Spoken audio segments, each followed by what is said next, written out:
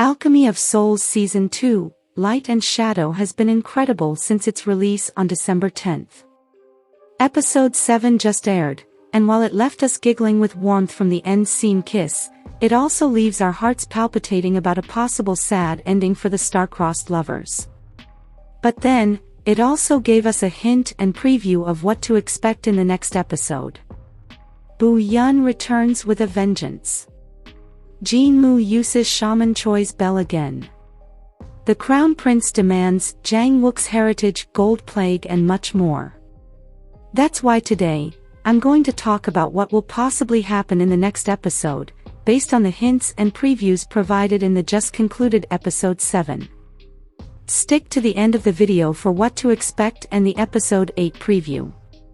But first, don't forget to subscribe to this channel and turn on your notification bell to be among the first to see our content, thanks. In the just concluded episode 7, Jang Wook arrived in time to save Seo Yul before Yeon struck the death blow. Jang Wook lost his cool upon seeing Seo Yul in such a near-death state that he matched to Chanbugwan after killing the mages responsible for Seo Yul's dire condition.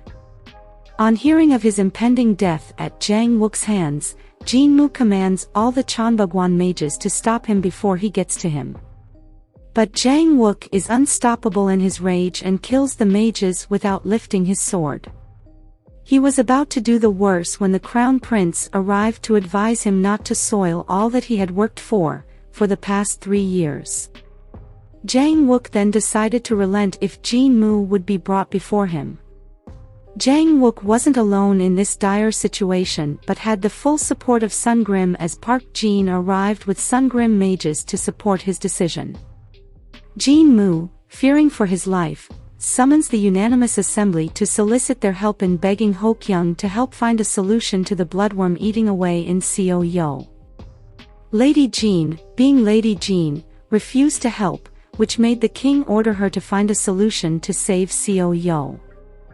Then Jin Mu, Hokyung, and the Crown Prince met Jang Wook to ask for forgiveness and to disclose a possible cure for Seo Yul's illness. This was when Jin Mu learned that he hadn't been the target all along but Hokyung, who had refused to save Seo Yul when Jang Wook had visited her earlier.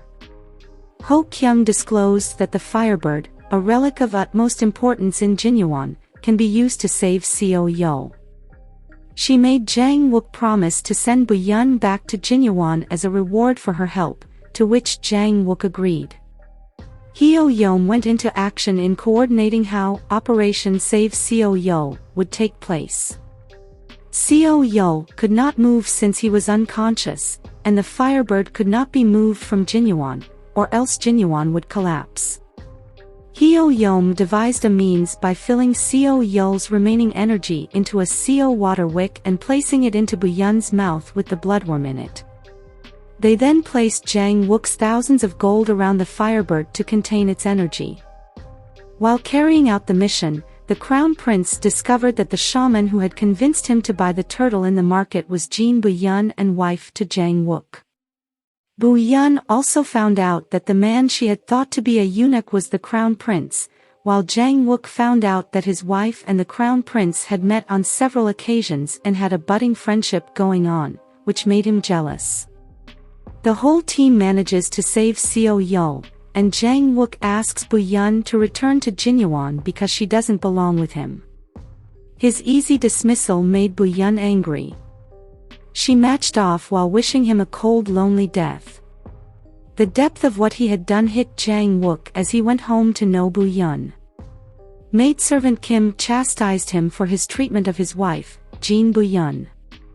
Thinking that Yeon has returned to Jinyuan, he wallows in his feelings as he remembers all the good times with her. However, Yeon, out of guilt of keeping Seo Yul's secret which almost cost him his life, decided to stay back in Sejukwan to help care for Seo Yul with Master Lee while also hoping that Jang Wook would come for her. Seo Yul regained consciousness after 3 days and learned that Master Lee was behind Naksu's revival. Master Lee asked him to keep Mom as Naksu would soon disappear from the body as the real owner, Jin Yeon, would take over. He also disclosed that, despite his effort to save Naksu, Bu-yeon would use Naksu's energy to dominate both the soul and the body.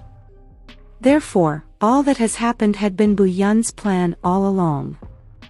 This was a major disclosure in the drama, as fans had always wondered what had happened to Jin Bu-yeon. And how a strong priestess like Bu-yeon could have easily been defeated by Jin Mu and taken over by Naksu. The episode ended with Jang Wook finding Bu-yeon in Sungrim. He finally came open about why he wanted her from the beginning, to remove the ice stone that would lead to his death. He also opened up about his confused feelings for her, leading to a passionate kiss between Jang Wook and Bu-yeon as the episode ends. As for what to expect in the next episode, in the preview for the next episode, a happy Bu-yeon can be seen telling a captivated Jang Wook, "I knew the moment I saw you. You are my husband." In the next episode, Jang Wook makes promises to Bu-yeon and will officially ask for her hand in marriage from Ho Kyung. This is supposed to gladden our hearts as fans of the couple, but I can't help but think this might be a preamble to a devastating ending. It reminded me of Jang Wook's promises to Naksu when he proposed to her in the last season before all hell broke loose. Is history trying to repeat itself? I can't help but feel that their happiness will be short-lived. In the preview, we can also hear and see Seo Yul begging Ho Kyung on behalf of Jang Wook and Bu-yeon. He asked her to let Bu-yeon stay with the person she wished to be with for a while. He said this because he now knows Naksu's soul would soon disappear forever from Bu-yeon's body, according to Master Lee. This also hurts my heart. Then the Crown Prince would try to get the gold plaque from Jang Wook. The Crown Prince learned of the gold plaque from Jin Mu, who is trying to nub the budding friendship between the Crown Prince and Jang Wook in the mud. The former king left the gold plaque for Jang Wook, his real heir. The Crown Prince trying to get the plaque from Jang Wook will cause a rift between them. He can be heard and seen saying to Jang Wook, "If you do not intend to fight me over the gold plaque, go to North Fortress, Jang Wook." This is Jin Mu speaking through the Crown Prince, as he wants Jang Wook out of reach as he carries out his evil plans. But all these will lead to Jang Wook finally waking up and getting involved in the happenings around him, as he now has every reason to live. He can be seen and heard saying to his family and friends in front of Sungrim, "I have decided to accept this fight in order to protect what I must." Now, this could mean different things. Maybe he meant that he had decided to fight Jin Mu and the Crown Prince head-on, or he had decided to go to the North Fortress to protect Bu-yeon. Because, without him out of the way, Jin Mu will not be able to carry out his plans.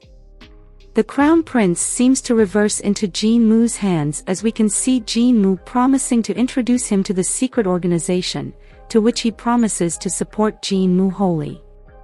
From this clip, we learned that Jin Mu has been working overtime with the support of some undisclosed individuals. And it seems like the Crown Prince is either playing him or will play a part in a possible tragic ending as he did in the previous season between Mutiak and Jang Wook.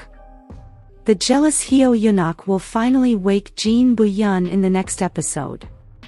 She can be seen pouring a liquid on Bu-yeon while a voice like Master Lee says, "Naksu's soul will disappear soon, and Jin Bu-yeon will take over the body." At the same time, Jang Wook holds tightly to the red yin-yang jade while thinking so hard. This means he would finally find out about Naksu and Bu-yeon's coexistence, but probably when it's too late to do anything about it. Because we can see Jin Mu in his evil-doing robe attire, with Shaman Choi's bells he had used on Mutiak in the previous season, saying, "Allow me to test your divine powers." While a different-looking angry Bu-yeon is seen walking with Yeon priestesses. There are different possible scenarios in this clip. Maybe, Jin Mu, trying to test Bu-yeon's divine powers, will finally make Bu-yeon arise and cause his downfall. Because if the Bu-yeon we saw in the clip is really Bu-yeon, then the world is in for a rude awakening, or Jin Mu will finally see how powerful the great priestess is. As much as I'd love to finally see Jin Mu in all her glory, it worries me for Naksu and Jang Wook. Because according to what Master Lee had said to Seo Yul, everything has been according to the Great Priestess's plan.